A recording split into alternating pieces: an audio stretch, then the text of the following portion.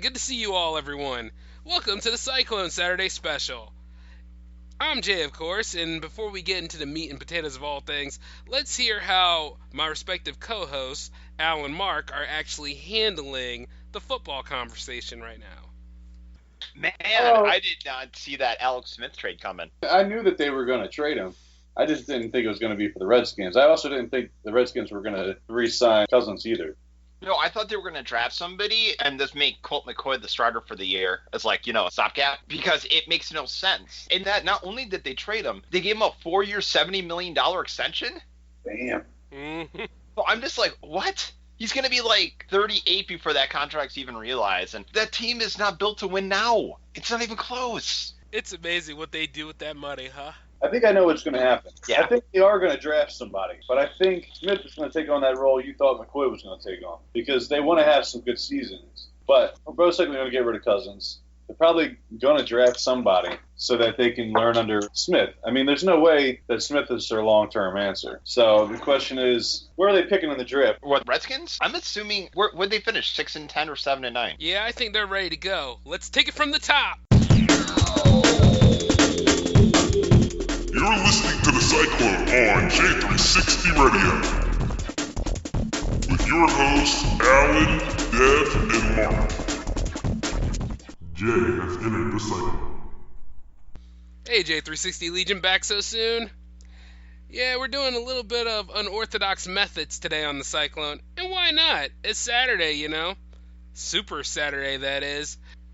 By the way, Alan, how you feel about that whole Vikings versus Eagles game? I thought the Vikings were going to slay the Eagles. I was wrong. Oh, yeah. A lot of wild stuff happened that night, huh? You know, what gets me, though, is as I was sitting there with my parents watching the game, right? My mom was up there talking some serious trash, though. She was like this. She was like, oh, why are the Vikings even here? They're not a good team. I'm like, that team is pretty awesome. But it's just, they were not ready for Philly. I mean, we were adamant. Amazingly, we have depth. We had to prove that to everybody. Case Keenum was definitely exposed that game, too. Oh, well, yeah. But you know what? Everybody in the Minnesota Vikings team, they were talking some serious trash. But as soon as they went in there and realized the ultimate test was there, and they just didn't have it together. I mean, they didn't even have strategy after a while. You noticed that, right? They just threw it all away. It's not like the Vikings didn't belong there. Just like, as you said, I don't think they knew what they were getting into.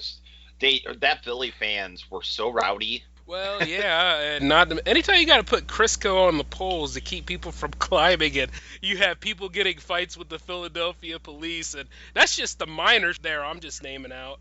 Yeah, like, I don't think they were ready for an hostile, place like that. Well, they were, like, if it was Green Bay in Minnesota in the championship. And then you have to remember that Doug Peterson is a damn good coach, not to mention the two coordinators that surround him. You know which one of them we got from you, Al?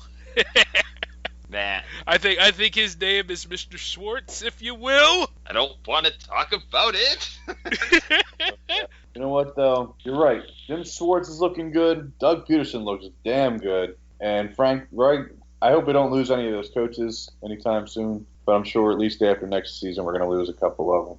You know what's upsetting? I hate that when I think throughout the Vikings dilemma, and this happened with Atlanta last year. When, that offensive coordinator is all but going to get that job whether they win or lose this game. Yeah.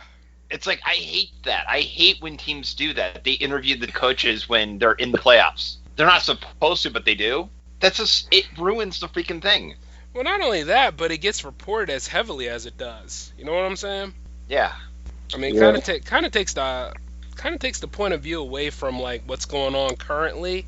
But you see, the thing is, you do want to pay attention to what's built for the future. So I see why they do it. It gets a bit much sometimes. And Mark is right. About a couple of years, as soon as the right deal comes along, or they feel as though, hey, it's time to move on, they'll be shipping out, and all we have are memories. Some fun, and plenty of butthurt.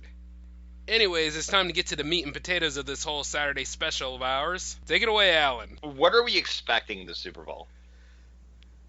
What are we expecting? Well, now I'll start talking, because I got a lot of thoughts on the Super Bowl. Okay. Well, good. You can lead us in then. Yeah. Okay. Well, the first thing I want to say is I think a lot of people are downplaying the Eagles, but even though they did crush the Vikings, I will say this. I believe the Eagles are a better team than the Patriots, and that's something I would not have said years ago. But I do believe that the Eagles are a better team than the Patriots, and I think that they have the skill to win this game. But I also think to myself that the refs love Tom Brady, and that's one thing we will definitely have going against us. Not to mention Tom Brady's poise, Bill Belichick's poise, and what they're able to do with just the two of them. I mean, it's going to be a tough matchup, but I really believe that the Eagles can take this home. I really believe they can win this, and that's something I wouldn't have boasted about years ago. It's the first season, the first time that I actually can honestly say that they have a chance to win the Super Bowl, and they've been my team since I was a kid. And I really believe that not only with the players they have, but the coaching that they have, and the heart and the drive that they have, the fact that they work as a team is going to push them over the top. Now, that being said, that does not take away from the Patriots. The Patriots are still a good team, and they stay focused, and they want it just as bad, and they have that experience. This is Tom Brady and Bill Belichick's 8th Super Bowl together. That says something, but that doesn't mean that they're going to take it home. I believe the Eagles got this. Okay. Jay, what do you think? Well, first off, vote Mark for president. And secondly, I'm telling you, dude, that was really good. I already did, man. I already did. Oh, yeah, for sure, yeah. Oh, man, but, I am glad that this is pretty much a rematch of, see, a lot of people want to compare the 2004 game all the time. And the thing is, it's not the same roster. I mean, sure, Peterson studied under Andy Reid. And, the thing about it is, he's got that skill set, but you see, Peterson doesn't necessarily choke like Andy Reid did. And he didn't have to work with that roster that Andy Reid did. You know what I'm saying? As we got a pretty stable roster here, and he's got pretty good lieutenants underneath of him, not to mention a very responsive team, there's something there to look at. We're not necessarily, like I said, they don't see us on that same level as the Patriots, and I give them that. But it's like this. We are at that same level, though, and we can take them down, and if we're smart enough, we can win this. And the thing is, we have to have some faith in our team so that we can do so. Now, that doesn't mean that we need to go break some damn car windows and say Philly for life and turn Minnesota into our bitch. No, we don't have to do that. In a way, we kind of did that. We don't need to do that. But the thing about it is that we have a chance to win against Belichick and all of them. You know what I'm saying? Of course, that what Mark said with the refs being on Tom Brady's side, yeah, we'll be seeing a lot of that happening. But I think we'll be okay. So I'm picking the Eagles most definitely on this. Oh, actually, hey, Mark, did you notice that there are some Eagles fans out there that don't want to watch the game because the Patriots are the team to beat? Why is that? I couldn't tell you, brother. They sitting right here saying, oh, you know what? Yeah, I'm glad the boys made it to the Super Bowl, but I won't watch the game. It's the New England Patriots they're playing against. I was like, really? If you ever needed a bigger example of weak and pathetic, it's those kind of people. I mean, no offense to some of you casuals out there, but that's just as bad as saying, oh, I'm only watching the Super Bowl because of the halftime show, or I'm watching the Super Bowl because of the commercials, even though you get all the commercials early anyway nowadays, because people just can't wait anymore. Fake fan? I guess they are just here for the, us to win and get our keys to go to the game, I guess. They probably were those Miami Heat fans that bandwagon the second LeBron went to Miami. Or the time Kevin Durant went to the Warriors, but still, it's just sad. It's like that. See, that's a slap in the face to all of us diehard Eagles fans that wanted this to happen. You know what I mean? Think of all the sacrifices and strives that those boys went through. We almost lost our kicker. We lost our first-string quarterback. We lost Darren Sproles. And that's just the tip of the iceberg of people we have lost. Not to mention plenty that are on IR right now, who may not even come back. And I don't think Sproles is coming back next year. I hope he does, but, it's a long shot. Well, I don't think he's going to make the roster because I don't think they have a need for him. Well, you never really know until next year. When you made that trade for that Dolphins running back, I think the writing's been on the wall for him. It could be. But the point is this: after all the sacrifices and strives that we made, and you're gonna go pull something like that, that's disgusting. I don't have respect for people like that. You know what I'm saying? Yeah. You got to see this to the end. I mean, win or lose, you got to be there for your team. You know, it could happen either way. It could be a repeat of that last game. It could be. But the thing about it is, I don't see it being that way because things are different now. The Patriots, on the other hand, they're still the same team to a point. They're the veterans, and we're the fresh Eagles team on the block. But, you know, like, this is our time. We could pull a great win. We could actually make something out of this. Either way, history is going to be made. And it was throughout the playoffs leading to this event. I mean, nobody really believed in us until we started winning and having streaks. Remember we had that streak there for a while? And then we lost against, who we lose against the first time? Are you talking about this season?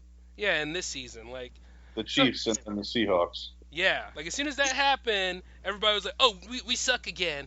Oh, we're not a good Eagles team anymore. You know, it's like, how can you say that? Yeah, I didn't think that at all. And you know what? Let me just bring up a point. Going back to comparisons between this Super Bowl and the last Super Bowl between the Eagles and the Patriots. That season, I did not see the Eagles as a dominant team. I did not see the Eagles as a team that was going to beat the Patriots in that Super Bowl. I was not confident. I am confident in this team. It's a totally different team, a totally different feel. It's just when I watch them play and to see like just a game plan. The game plan, it's just sick good. And I have never been able to feel that way about an Eagles team ever, where I've ever actually said, damn, that was a good game plan. Like, I like Reed, but I don't even think Reed ever had a good game plan like that. Like, this is just mind-blowing what we're seeing. And it's something that nobody expected. It's kind of like how all Philadelphia teams are waking up and saying, you know what? Let's get that contendership. Because even the Sixers are looking good. Yeah. And it's only a matter of time before, I don't know if you watch baseball or not, Mark, but even the Phillies seem like they want to get their stuff together. And you know, we haven't really been paying that much attention to hockey here on the Cyclone. So I don't know what the Flyers are doing, but I'll probably follow up on that in another episode. It's just doing better than the Sabres. Okay, well, at least there's a shining chance. But like I was saying, hey, you brought that on yourself, pal. I know. But the whole point is that we're going for that contendership. This is pretty much like the first installment of the Rocky series. Because the Patriots are that team to beat. And the fact that we managed to go the distance, I mean, you can't just say that, hey, oh, they're playing against the Patriots, I can't watch the game. No. See, that's not a Philadelphia Eagles fan. Yeah. That's not a Philadelphia Eagles fan at all. I don't care if they try to say, oh, I've been there ever since, you know, Jeff Garcia was on the team. If they even say any of that kind of stuff, dude, that's not a Philadelphia Eagles fan. That's somebody that found either a benchmark or somebody to identify with to justify their means. And it's not a good look. There's only one game and one team to beat, and we are there. We are that second team, and they can't take that from us. So that's a good thing. I mean, throughout all of Eagles history, anytime we were that team to match up with that other team, we never did win, but we were there. You know what I mean? Yeah. Yeah, and I mean, we got to give that some respect. Otherwise, it could have been a Packers thing. It could have been those that you probably suspected to win. I mean, from the most part, outside of everything that happened throughout this whole entire playoff season, it's like, was anybody out there really identifiable on the NFC side? You know what I'm saying? It was different this year. It was actually a very entertaining place. I mean, who would have thought the Rams would have gotten as far as he did? Exactly. Well, I suppose I should put my side of the story on this. Well, you go on ahead, wild man. I mean, you've been quiet. Go on. Well, before I make my pick, I'm watching. Shout out to the Archfiend. I'm watching his dog predict a winner of the Super Bowl. And this is pretty much where I'm at right now because I've been confused between who I think is going to win this. Oh, okay. I see what the dog did there. I see who he picked. Okay. Now, spoilers, by the way. Guess who he picked? Oh, who? The Eagles. Smart dog. I know.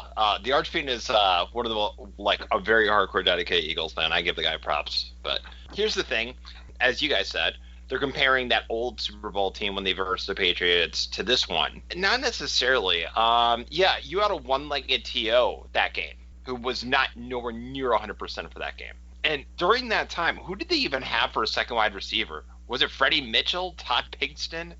Yeah. Yeah, it was. Yeah, I mean, don't get me wrong. They had a good running back in Brian Westbrook, but Westbrook isn't as good as Blount. Is it Blount or Blunt? Blunt. Yeah, it's Okay. Blunt. Yeah. They didn't have, like, Westbrook was kind of like he could run. He was kind of like a CJ Spiller, Darren Sproles. He was kind of more of a catch first running back. But yeah, so, yeah, they have a lot better running game. Their defense is way better than it was, that year when they went against the Patriots. And that Patriot team from that year was a lot better than the Patriot team this year. I mean, I don't think the Patriots have a cornerback that's going to be good enough to stop Alshon Jeffrey. A lot of things changed about that. And, Foles isn't that bad. Like, I thought he was terrible, but he proved me wrong. But yeah, I mean, if he can catch that lightning in a bottle like he did that NFC Championship game, I don't think the Patriots could stop him. However, the thing that I'm scared about is what happens if the Eagles go up 24-0 at halftime. Are the Eagles going to play not to lose in the second half like the Jacksonville Jaguars did? Or kind of like how the Falcons did in the Super Bowl? No. And that's the thing. I don't care if you're up 42-0 by halftime. It's the freaking Patriots. Like, you have to keep pounding and pounding and pounding till it's over. I just want, because I had something I want to touch on with that. All right. I'm glad you brought that up, because that was one thing that the Eagles did differently than the Jaguars. At the end of the second quarter, instead of just kneeling on the ball, and they had less time on the clock than the Jaguars did against the Patriots, but instead of them kneeling on the ball, they actually went for more points because they were playing to win. And I know that they can't just settle for anything with the Patriots. They got to play to win, not to lose. You know what I mean? Yes. Oh, yeah. And I'm like, another thing that people failed to realize too, the Eagles always have very good games against the Patriots, no matter who the quarterback is. Remember A.J. Feely took the undefeated Patriots to the limits? Sure did. And that was an Andy Reid team. That was A.J. Feely, the Patriots were like 11-0 or something. I don't remember when the game was. But A.J. Feely literally took him to the limits. And A.J. Feely is nowhere near as good as Nick Foles is. Yeah, and can I say something real quick? Sure. I feel like I should say this because I've always been a supporter of Foles, and there was something that I said before the last game that I shouldn't have said, but I did. And I said going into the game, the Eagles against the Vikings, because at that time, that's the way it looked. I said I would have rather taken Keenum over Foles, even though I've always been a big fan of Foles. And you look at that game, and that made me kind of eat my words a little bit, and I'm happy it did because I knew he was good. And I did stick up for him before that week. I felt like Keenum was on a hot streak, and Foles came out and proved his colors, and what I said was wrong, because looking at that and realizing that he was playing like the Foles I knew he could be, made me think to myself like, all right, maybe I was letting some of that hype get into my head, because there was some bad games, but some of them bad games did have a little bit to do with the wind and stuff. And that's one thing that I want to point out about the Super Bowl, too, is they're going to be playing in a dome, but the wind ain't going to be a factor, which could prove to be really good for Foles. True. Yeah. So all in all, my pick, all that aside, I want the Eagles to win. I do. But every time I've picked against the Eagles, they won. So I am picking the Patriots. Because I want to be wrong. I mean, he's taking one for the team. All right. I think it's going to be a very close game, and I think Gronkowski's going to kick a game-winning field goal. So I think it's going to be like 27-24 Patriots. Hey, all I know is this. You can't renege on it. That's it. I know. No, I want to be wrong. I know that, Al. I'm just saying, you can't make no changes. Remember that one time you sent me a text, and you said, can I change my pick? And I said, no. Yeah, I remember. Boy, it was a crazy game that day. Well, I think it was a New York Giants game. Oh, man. I do that to you all the time, though. Yeah, it doesn't matter what sport, really. Yeah, it's like the last hour. Then I'm like, can I change my pick? No. As I said, another factor, too, is if Gronk is really groggy and he still can't fully practice and he's not ready yet, that could be the biggest difference maker of this game. And as of this episode, he's cleared the play. Yeah. To a point. I don't know what it is. As soon as Gronk went down, though, the Jags had to really face the wrath of the Patriots that game. So, sometimes when you lose like your important people, it actually makes them play harder. So let's give it to the Patriots on that. Either way, we got a game to watch. And I also think the Eagles, Alshon Jeffrey and Torrey Smith, are probably a lot better receivers than Todd Pinkston and Freddie Mitchell. Yeah. Most likely. God, remember how bad Todd Pinkston was? Yeah, he was pretty bad. Oh my! I mean, and they made him actually a decent wide receiver on Madden, but he had like 90 speed in that game, but he couldn't catch. Yeah, you know what? I wanted to mention something to you guys. Did you guys hear about Doug Peterson having Brett Favre come in and talk to the team on Saturday? That's awesome. Yeah, I heard about that. Yeah. Hey, he's trying, man. You got to give. I have the utmost respect for Doug Peterson right now. And everybody in Green Bay loves Doug Peterson. He was Favre's backup for years. Yeah, for like 7 years, right? Yeah. Yeah, I mean, Doug Peterson. Nobody like really took him seriously when he got hired. I remember thinking to myself, like, this doesn't look like one of those like fantastic hires, but I bet you anything he's going to come out and he's going to kill it. Like, and then the reason I thought about that, and maybe this is the wrong way of thinking of it, but I was looking at it like he's a former quarterback who studied under Reed, who's worked with all these other great quarterbacks, who seems to have a pretty good idea of what he's doing. He rose up to the coaching ranks so quick, to get where he is right now. And his second year getting the Eagles to the Super Bowl, you don't see that. I mean, with the Eagles, we've been there 2 times prior to this. Mm-hmm. And look at all the other coaches that failed to just get there. It's weird. You know what the hiring kind of reminds me of? Like, remember when the Packers fired Mike Sherman, and we hired Mike McCarthy, and everyone's like, who? Like, no one really knew who he was. He was like, what was he? Wasn't he like the quarterback's coach for the San Francisco 49ers? Was he? Yeah, I think so. That's when he got hired. And like within 3 years, that team was dominating the playoffs after a 4-12 season. And then they knew his name. I know. Unfortunately, they had a cheap freaking general manager. It's funny you say that because Andy Reid, he was the quarterback's coach for the Packers before he got hired on with the Eagles. Mm-hmm. Yeah. Let me see here. He was the offensive coordinator for the 49ers. McCarthy? Yeah.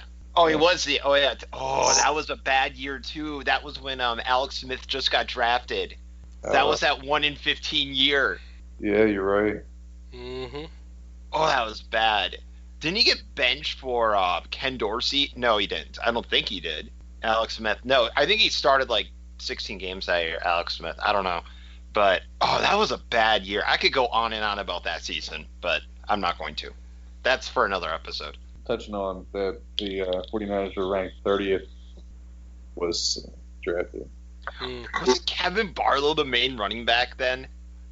I think he was. Oh, Kevin Barlow. Oh, my goodness. No, I think they actually had Frank Gore that season. Hold on. I'm looking this up. Hold on. Hey, by the way, I don't know if you guys have been keeping a list of at least 5 teams for us to look out for next year, but definitely put the 49ers on it. Oh, yeah. Yeah. Now, however, though, we do have to go ahead and wrap the show up. So, as for tidying everything, let's take a look and see what you and the J360 Legion have chosen for your winner of Super Bowl 52.